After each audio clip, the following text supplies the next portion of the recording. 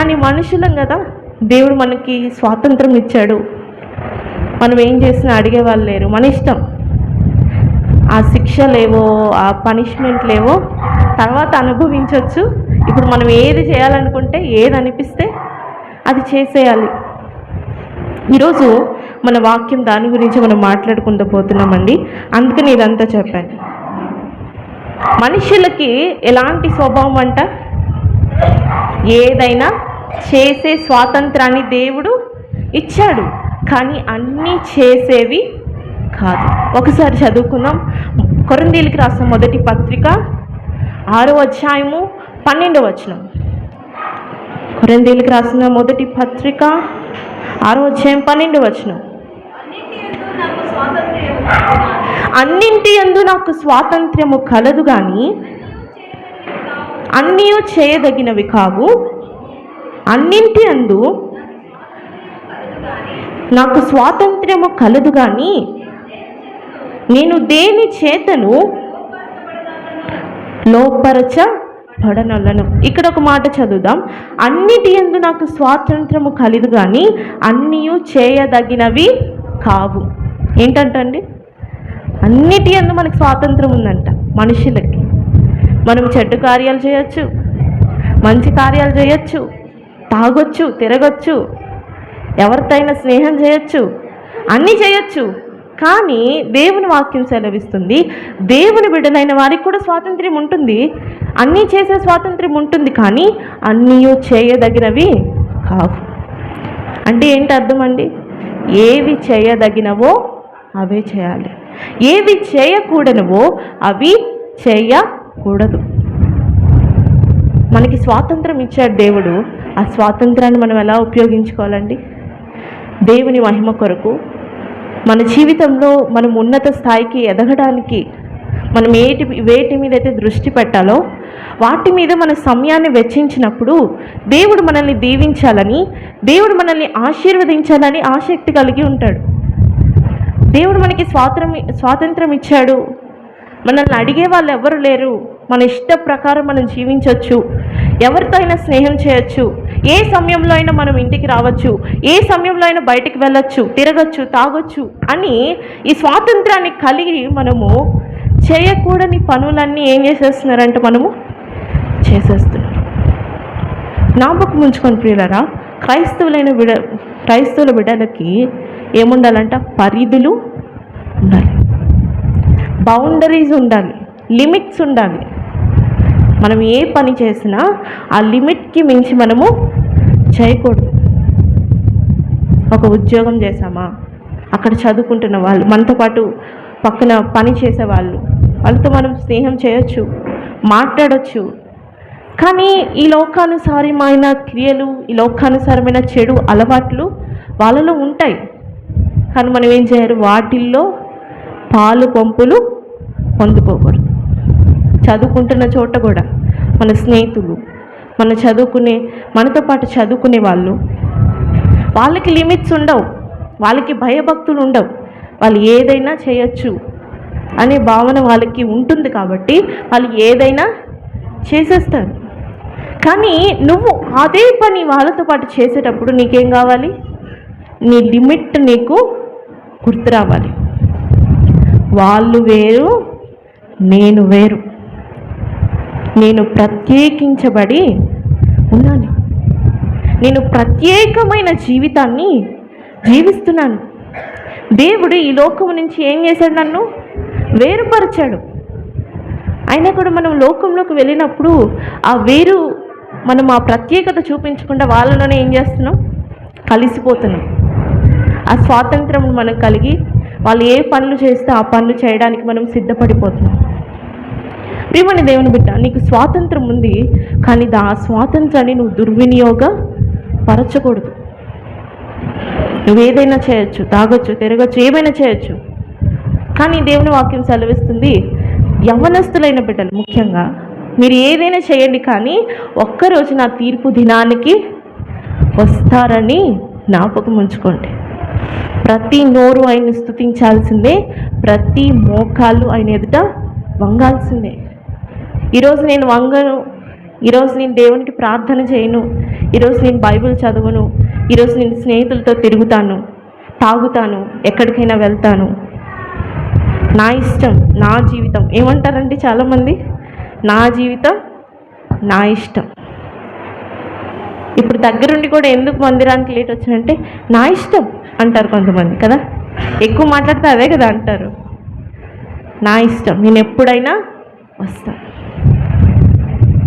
మనకి మన ఇష్టానుసారమైన జీవితం ఉన్నంత కాలము దేవుడి ఇష్టము, దేవుడి ఆశీర్వాదం మన జీవితంలో జరగదు.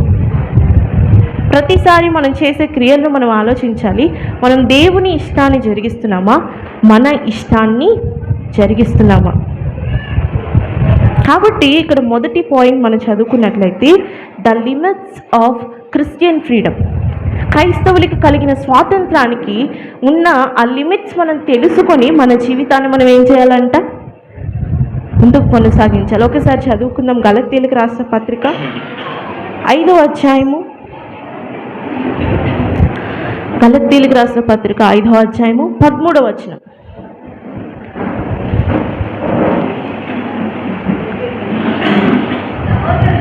సహోదరులారా, మీరు స్వతంత్రులుగా ఉండుటకు పిలువబడితిరి. అయితే ఒక మాట, ఆ స్వాతంత్ర్యమును శరీర క్రియలకు హేతువు చేసుకొనక ప్రేమ కలిగిన వారై ఒకనికొకడు దాసులైండిరి. ఏమంటున్నాడండి ఇక్కడ పౌలు? సహోదరులారా, మీరు స్వాతంత్రులుగా ఉండుటకు పిలువబడ్డారు. మనుష్య జీవితము స్వాతంత్రము కలిగినదే, కానీ శరీర క్రియలను మనము సంతోషపరచుకోవడానికి ఆ స్వాతంత్రాన్ని ఏం చేయకూడదు? ఉపయోగించకూడదు. ప్రేమించాలి, ప్రేమను పంచాలి. ఇరుగు మన నిన్ను వల్లే నీ పొరుగు అని ఏం చేయమన్నాడు దేవుడు? ప్రేమించమన్నాడు. వాళ్ళని ప్రేమిస్తున్నావు, వాళ్ళని ప్రేమించాలి, వాళ్ళని బాధ పెట్టకూడదు అని ఆ మాటని నువ్వు హైలైట్ చేసుకొని వాళ్ళు ఏది చెప్తే అది చేయకూడదండి. వాళ్ళు ఎక్కడికి రమ్మంటే అక్కడికి రాకూడదు. వాళ్ళు ఏది చెయ్యమంటే అది చేయకూడదు. నువ్వు ప్రేమ చూపిస్తున్నావు సరే, దానికి కూడా ఏముండదు? ఒక లిమిట్ ఉండాలి. ప్రేమ చూపించు, సహాయము చేయి, మాట సహాయము చేయి, నీకు తోచినంత సహాయము చేయి. కానీ వాళ్ళ కార్యక్రమాలను పాలు పంచుకునేటప్పుడు నీ యొక్క పరిధులను నువ్వేం చేసుకోవాలా? జ్ఞాపకం చేసుకోవాలి. ఇంకో మాట మనం చదువుకుందాము. రోమీయులకు రాసిన పత్రిక 6వ అధ్యాయము 1-2 వచనాలు. మొదటి 2 వచనాలు మనం చదువుకుందాం. రోమీయులకు రాసిన పత్రిక 6వ అధ్యాయం మొదటి 2 వచనాలు చదువుకుందాం. అలాగైనా ఏమందుము? కృప విస్తరింపవలనని పాపమందు నిలిచి ఉందుమా? అట్లనరాదు. పాపము విషయమై చనిపోయిన మనము ఇక మీదట ఎలాగ దాంట్లో జీవించదము? అక్కడి వరకు చాలండి.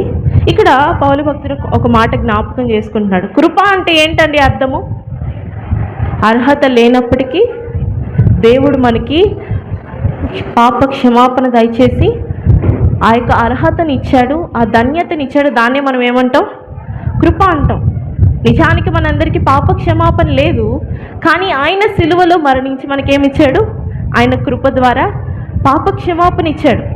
ఇప్పుడు ఆ కృప నాకు తోడుంది, దేవుడు కృప నాకుంది. నేను ఏ పాపం చేసినా దేవుడు నన్ను క్షమిస్తాడు, నేను ఏది చేసినా దేవుడు దగ్గర నేను పశ్చాత్తాపపడితే దేవుడు నన్ను క్షమించేస్తాడు. కాబట్టి నేను ఈ సమయంలో ఏదైనా చేయొచ్చు అనుకోవడానికి లేదంట. ఏమంటున్నారండి ఆ మాటలో? కృప విస్తరింపవలనని పాపమందు నిలిచి ఉందుమా? దేవుని కృప మన పైన ఉందని ఒక పాపము తర్వాత ఇంకో పాపము, తప్పుల మీద తప్పులు, పాపాల మీద పాపాలు చేసుకుంటూ వెళ్ళిపోతామా?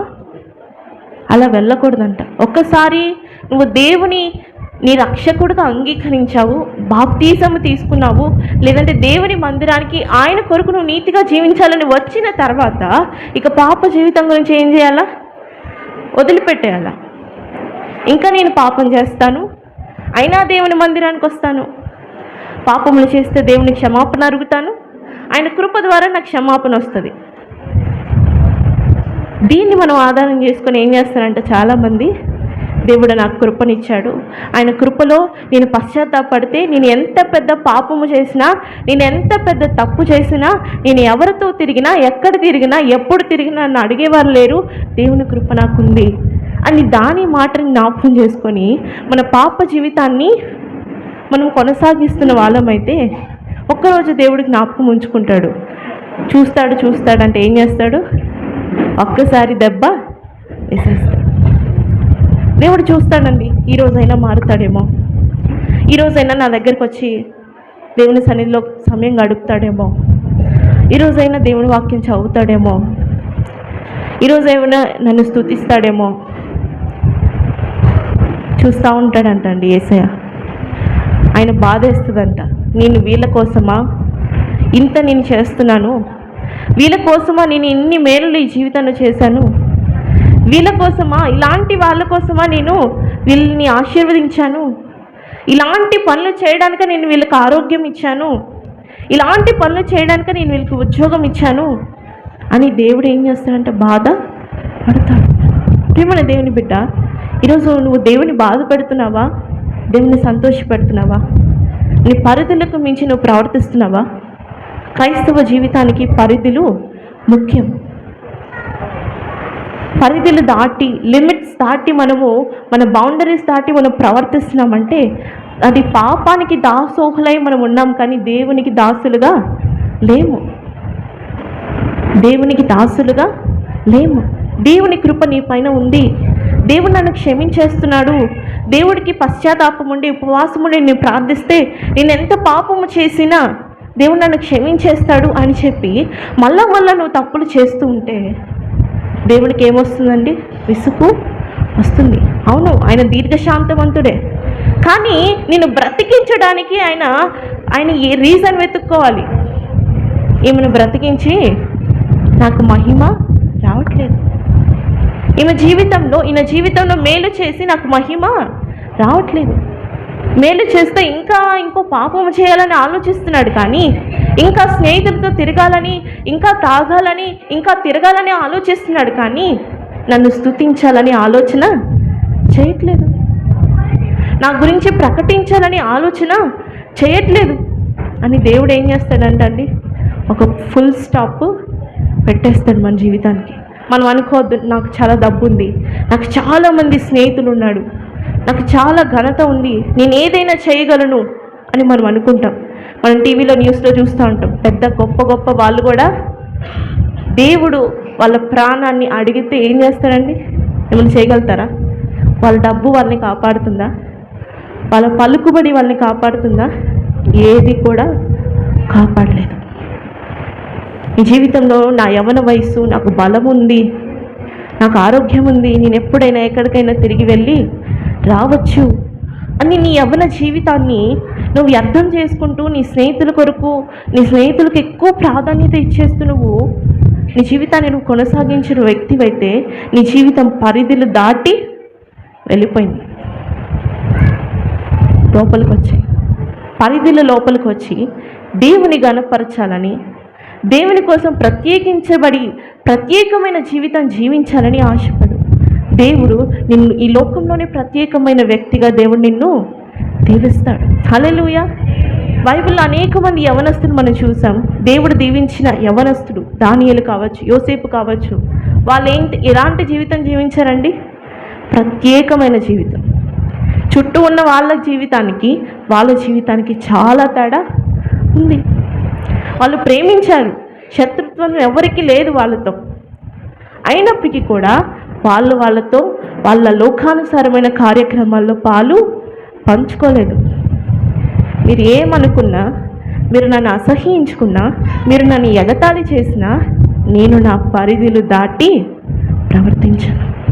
హల్లెలూయా, హల్లెలూయా. ఈరోజు అలాంటి ప్రత్యేకించబడిన జీవితము మనకు ఉండాలి.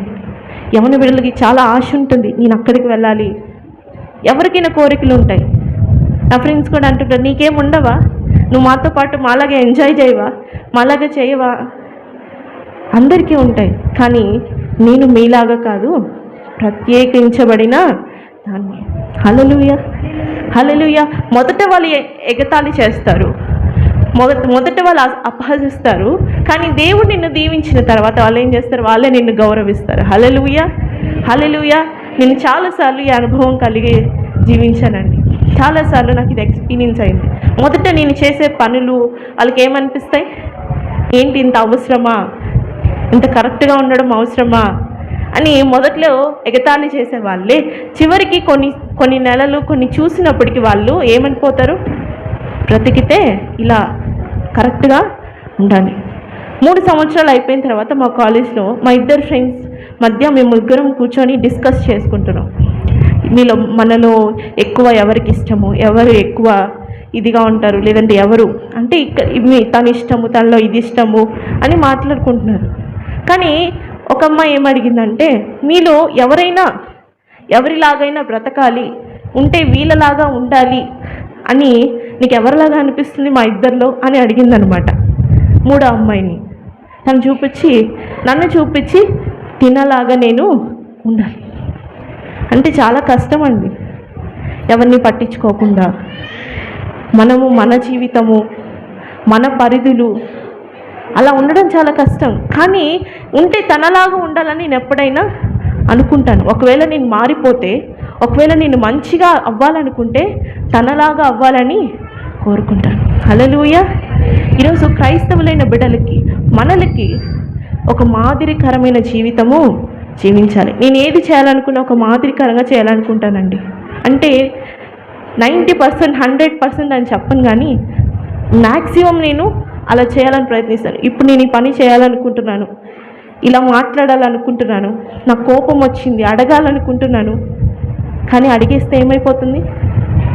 దేవుని నామానికి అపకీర్తి. అడగాలంటే ఎంతసేపు పట్టదు, కోప్పడాలంటే ఎంతసేపు పట్టదు, కానీ అడగకూడదు. దేవుడు ఏం చేస్తాడు? ప్రతీకారం తీర్చుకుంటాడు. హల్లెలూయా, హల్లెలూయా. 2వ మాట మనకు జ్ఞాపకం చేసినట్లయితే, ఈ యొక్క ఆధ్యాత్మిక పరిధులు మనం కలిగి జీవించినప్పుడు దేవుడు మనల్ని ఆశీర్వదించాలని మెట్టుకు మనల్ని ఏం చేస్తాడంట? ఒక్కొక్క విధంగా మనల్ని ఆశీర్వదిస్తాడు. ఈ రోజుల్లో యవనస్తులు సోషల్ మీడియాకి చాలా అడిక్ట్ అయిపోయారండి. రీల్స్ ఎక్కువ స్క్రోల్ చేసేస్తూ, ఎక్కువ అనవసరమైన కంటెంట్ అంతా చూసేస్తూ ఆ బుర్రలో ఏం నింపేసుకుంటున్నారు? చాలా నెగిటివ్ కంటెంట్ని నింపేసుకుంటూ, దేనికి ఉపయోగకరం లేని ఆ యొక్క ఆలోచనలు నింపేసుకుంటూ పాపంలో ఎక్కువ మునిగిపోతున్నారు. ఫ్రెండ్షిప్స్ అంటూ, రిలేషన్షిప్స్ అంటూ పరిధులు దాటి ప్రవర్తించేస్తూ దేవుని నామానికి ఏం చేస్తున్నారు? అపకీర్తి తెస్తున్నారు. ప్రియమైన దేవుని బిడ్డ, మన స్నేహము, మన ఆలోచన, మన బిహేవియర్ అన్నీ ఏమై ఉండాలి? పరిధికి లోపలే ఉండాలి. పరిధి దాటి వెళ్ళకూడదు. చివరిగా నేను చెప్పదలుచుకుంది ఏంటంటే, the danger of slavery to sin. పాపానికి బానిసలుగా ఉండకూడదు. ఈ సోషల్ మీడియా, ఈ స్నేహితులు, ఈ రిలేషన్షిప్స్, లేదంటే ఈ సబ్స్టాన్స్ అబ్యూస్, తాగుడు, తిరుగుడు, ఇవన్నీ ఏంటి? పాపములే. దానికి మనం ఏమైపోతున్నాం? పరిధులు మించి మనము ప్రవర్తించడం వల్ల దానికి బానిసలుగా మారిపోతున్నాం. ఇందాక మనం చెప్పుకున్నట్లు ఇద్దరు యజమానులు మనం సేవించలేమంటండి. ఏంటి? ఎవరినైనా ఒకరినే సేవించాలి.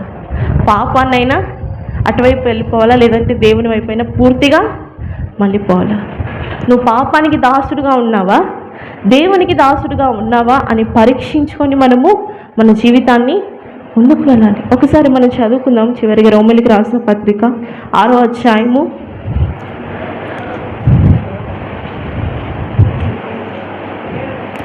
16వ వచనం నుంచి చదువుకుందాం.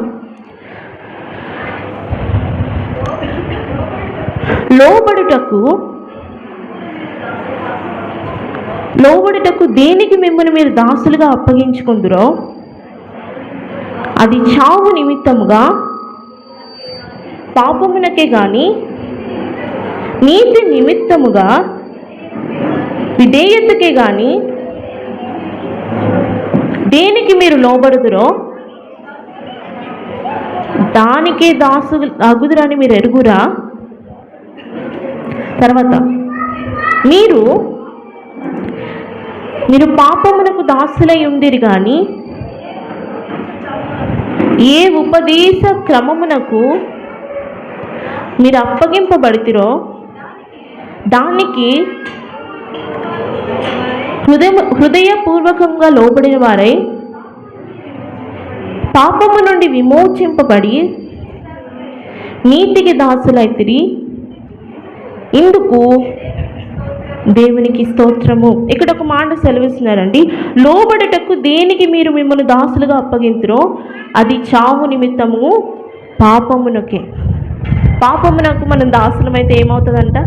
పాపమునకు జీతము మరణం.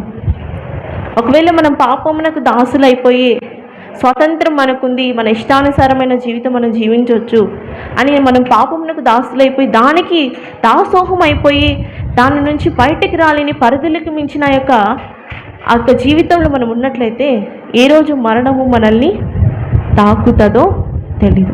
నేను నా జీవితంలో ప్రతిరోజు నిద్రపోయేటప్పుడు అనుకుంటాను, ఈరోజు నా హృదయంలో ఏమైనా పాపం అంటుకుందేమో, ఒకవేళ ఈ రాత్రికే నేను మరణిస్తే నేను ఎక్కడికి వెళ్తాను? మీరు ప్రతిరోజు అనుకుంటారా ఇలాగా? హృదయంలో అనుకోవాలా, ఈరోజు అంతా నేను ఎలా జీవించాను? ఒకవేళ ఈ రాత్రికే నా ప్రాణాన్ని దేవుడు తీసుకుంటే నేను పరలోకానికి వెళ్తానా, నరకానికి వెళ్తాను? దేనికైనా ఒక్కదానికే దాసులుగా ఉండాలి. దేవునికైనా దాసులుగా ఉండాలి, పాపానికైనా దాసులుగా ఉండాలి. పాపానికి దాసోహం అయిపోతే ఏంటి? మరణమే. ఇంకా ఏ మరణం అండి? శారీరక మరణమైనా అందరికి వచ్చేస్తుంది, కానీ ఏ మరణం గురించి అది చెప్తుంది? నరకం, రెండవ మరణం గురించి అక్కడ చెప్తుంది. కాబట్టి ప్రియులారా, ఇందాక మనం చెప్పుకున్నట్లు అన్నీ చేయడానికి మనకి స్వాతంత్రం ఉంది, కానీ అన్నీ చేయదగినవి కావు.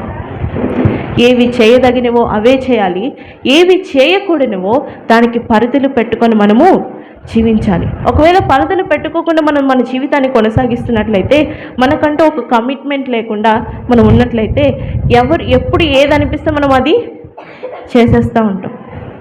ఎప్పుడు ఏది చేయాలనిపిస్తే మనం చేసేస్తూ ఉంటాం. కాబట్టి దేవుని బిడ్డలైన మనము పరిధులు కలిగి జీవించాలి. హల్లెలూయా, హల్లెలూయా. మనకి స్వాతంత్రం ఉంది, పాపము చేయొచ్చు అని మన ఇష్టానుసారంగా మనం జీవించినట్లయితే దేవుడు ఒకానొక చోట దేవుడు మనకి ఏం చేస్తాడు? ఫుల్ స్టాప్ పెడతాడు.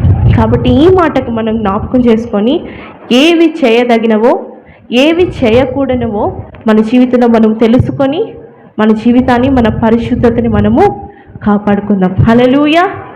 అట్టి జ్ఞానం దేవుడు మనందరికీ ఇచ్చునుగాక. ఆమేన్.